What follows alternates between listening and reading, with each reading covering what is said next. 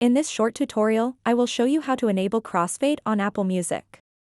If you enjoy smooth transitions between songs when listening to music, you can enable Crossfade on Apple Music.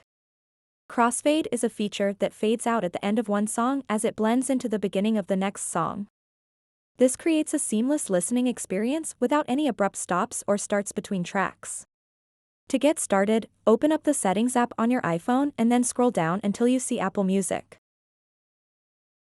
Once you've found it, tap on it. Scroll down a bit.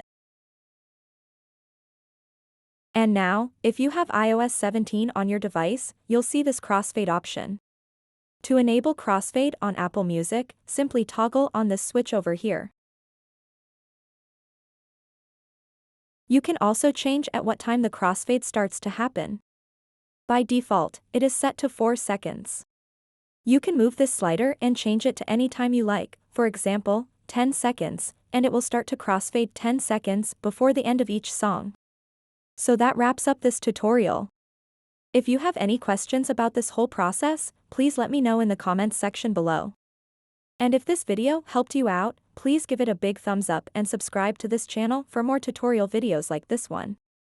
Thank you so much for watching and have a good day.